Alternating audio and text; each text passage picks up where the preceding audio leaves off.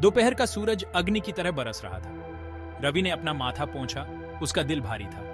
काम नहीं मिल रहा था, जेब खाली थी। उसकी बेटी छोटी सी लीला, जिसकी आंखों में उम्मीद की चमक थी, उसने अपने जन्मदिन पर एक साधारण सी गुड़िया मांगी थी। कोई बात नहीं पापा, छोटी सी गुड़िया ही चलेगी। पर वो अपनी नन्ही चिड़िया को कैसे निराश करता, जो उनकी छोटी सी दुनिया में खुशियों की किरण थी। रवि आगे बढ़ा। उसके पैर धूल से सने हुए थे और दुख रहे थे। उसने बाजार के हर कोने, हर दुकान और खोखे में काम खोजा था। भारी बोझ उठाना, गाड़ी खींचना, कुछ भी, बस कुछ रुपये कमाने के लिए। पर किस्मत को मानो उससे मुंह मोड़ लिया था।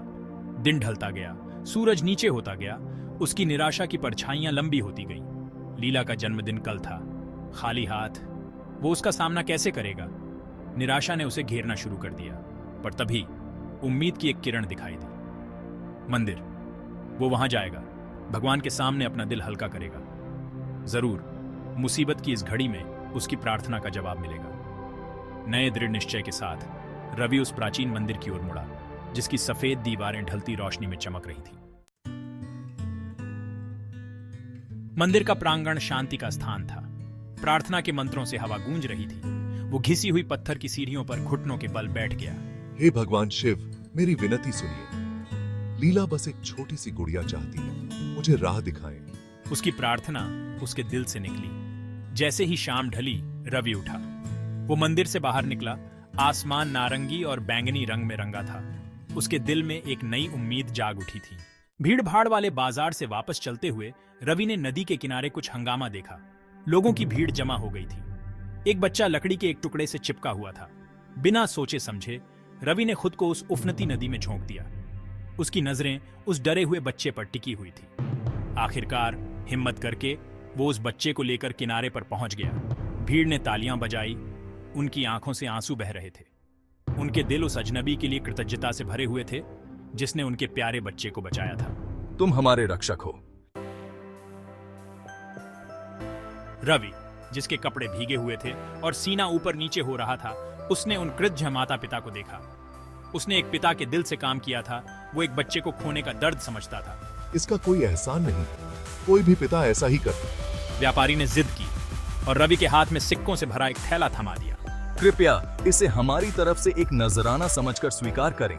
हम इससे ज्यादा कुछ नहीं कर सकते। रवि हिचकिचाया। सिक्कों का वजन उसे लुभा रहा था। लीला की इच्छा पूरी करने का वादा इतना पास था। वो उसे सबसे खूबसूरत गुड़िया खरीद सकता था, एक राजकुमारी के लिए एक दावत। लेकिन कुछ उसे रोक रहा था। उसने उस बच्चे को इनाम के लिए नहीं बचाया था। उसने दया से काम किया था, अपने अच्छे दिल से। मैं ये नहीं ले सकता। मैंने वो किया जो मुझे करना चाहिए था। आपके बच्चे की सुरक्षा ही मेरे लिए सबसे बड़ा इनाम है। और यह कहकर उसने वो थैला वापस हैरान व्यापारी को दे दिया। व्यापारी रवि के इनकार से हैरान रह गया। वो कुछ बोल नहीं पा रहा था। उसने अपनी जिंदगी में बहुत से लोगों से मुलाकात की थी, लेकिन इस नेक इंसान जैसा कोई नहीं जो अपनी ईमानदारी को सबसे ज्यादा महत्व देता हो। उसने रवि की आंखों में गरीबी देखी, उसके फटे हुए कपड़े, उसके घिसे हुए जूते। वो जानता था कि यह कोई साधारण इंसान नहीं है। कृपया मुझे आपके लिए कुछ करने दें। आप बहुत ईमानदार और बहादुर इंसान हैं। मुझे बताइए, आप क्या काम करते हैं? रवि ने उसे अपनी परेशानी बताई। उसकी आवाज में उदासी थी। उसने लीला के जन्मदिन के बारे में बताया, उसकी इच्छा पूरी न कर पाने की अपनी नाकामी के बारे में बताया। व्यापारी ने ध्यान से सुना। उसका दिल उस इंसान की परेशानी से दुखी हो गया। उसे एक मौका दिखा, उस इंसान के एहसान को चुकाने का एक अच्छा मौका। बस और कुछ मत कहो, व्यापारी बोला। उसके चेहरे पर मुस्कान फैल गई। तुम ही वो इंसान हो जिसकी मुझे जरूरत है। मैं अपने गोदाम का ध्यान रखने के लिए किसी ईमानदार और मेहनती इंसान की तलाश में हूँ। इस काम के साथ अच्छी तनख्वाह और मेरे यहाँ एक छोटा सा घर मिलेगा। रवि की आंखें हैरानी से फैल गईं। क्या यह सच हो सकता है? क्या उसकी किस्मत अब बदलने वाली थी? उसने व्यापारी की तरफ देखा। उसका दिल कृतज्ञता से भर गया। मैं आपको निराश नहीं करूंगा। और ऐसा ही हुआ। रवि, जो एक गरीब मजदूर था, व्यापारी के गोदाम का विश्वसनीय मैनेजर बन गया। वो लीला के साथ उस छोटे से घर में रहने चला गया। उसका दिल ईश्वर के प्रति कृतज्ञता से भर गया, जिसने उसे यहां तक पहुंचाया था। लीला का जन्मदिन खुशियों भरा था। रवि ने अपने वादे के मुताबिक उसे एक खूबसूरत गुड़िया खरीदी। जिसकी आंखें चमक रही थीं।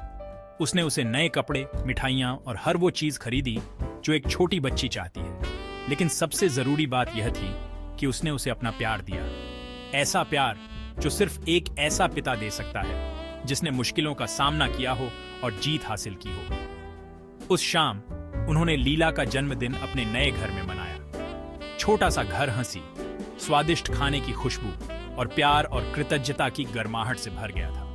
रवि ने अपनी बेटी को देखा जिसका चेहरा खुशी से चमक रहा था और उसने भगवान शिव का शुक्रिया अदा किया। उसने अपनी आस्था बनाए रखी थी और बदले में उसकी आस्था को इनाम मिला था।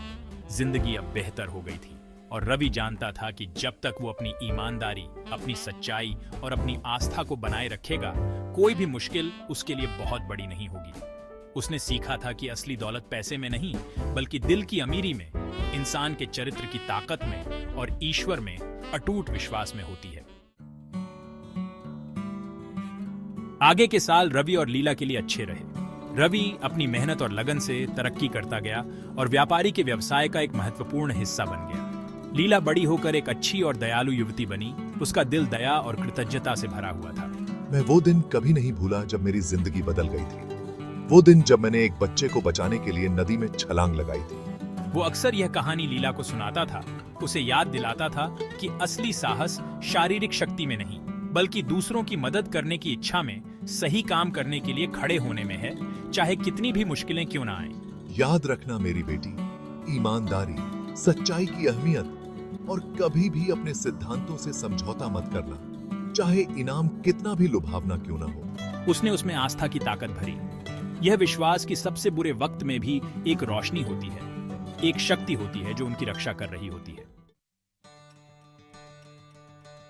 रवि की कहानी पूरे कस्बे में फैल गई और एक पीढ़ी से दूसरी पीढ़ी तक पहुंचती रही। वो उम्मीद का प्रतीक बन गया, आस्था की ताकत और अपने सिद्धांतों पर अटल रहने का प्रमाण।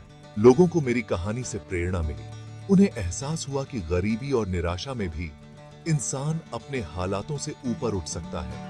बस उसे अपनी मेहनत, अपनी आस्था और अपने अच्छे दिल पर भरोसा होना चाहिए। व्यापारी, जो रवि का हमेशा कर्जदार रहा, उसका जिंदगी भर का दोस्त बन गया। वो अक्सर उस इंसान की सादगी, उसकी ईमानदारी और उसकी गहरी आस्था पर हैरान होता था। रवि, तुम्हारी दयालुता का असली इनाम यह है कि मुझे तुम्हारे जैसे शानदार इंसान को जानने का मौका मिला। साथ मिलकर उन्होंने अपने कस्बे के गरीब और जरूरतमंद लोगों की जिंदगी बेहतर बनाने के लिए काम किया। उन्होंने स्कूल, अस्पताल और आश्रय स्थल बनाए। उम्मीद, दया और यह विश्वास फैलाया कि दया के छोटे छोटे काम भी दुनिया में बड़ा बदलाव ला सकते हैं। जैसे जैसे रवि बुढ़ा होता गया, अपनी बेटी के प्यार और अपने समाज के सम्मान से घिरा हुआ, उसने अपनी जिंदगी को देखा तो उसका दिल संतुष्टि से भर गया। उसने अपनी जिंदगी में सिर्फ अपनी ईमानदारी, अपनी सच्चाई और अपनी अटूट आस्था के साथ शुरुआत की थी।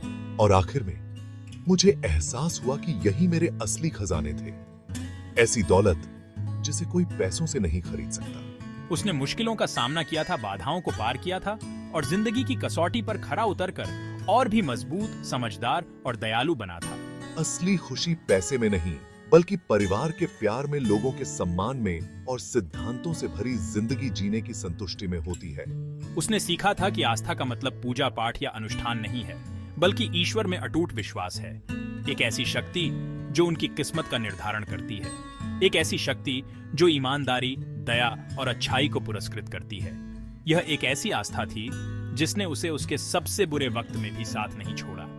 एक ऐसी आस्था जिसने उसे एक ऐसी जिंदगी दी जो उद्देश्य, अर्थ और प्यार से भरी हुई थी। और इस तरह रवि की कहानी, जो एक गरीब मजदूर था, एक किंवदंती बन गई। एक ऐसी कहानी जो लोगों को सुनाई जाती रही, एक याद दिलाती रही कि पैसे और दौलत की चकाचौंध भरी इस दुनिया में भी यह हमारे सिद्धांत, हमारे फैसले और हमारे दिल में छिपी आस्था ही है जो हमारी जिंदगी का असली मतलब बताती है। यह एक पिता के प्यार, एक बेटी की खुशी और किसी भी बाधा को पार करने, सबसे अंधेरे रास्ते को भी रोशन करने वाली आस्था की ताकत की कहानी थी। ये एक ऐसी कहानी थी जो पीढ़ी दर पीढ़ी चलती रही। उम्मीद की एक किरण, इंसानियत की अदम्य भावना का प्रमाण और जिंदगी को बदलने और दुनिया को रोशन करने वाली आस्था, दया और निस्वार्थता की अटूट शक्ति।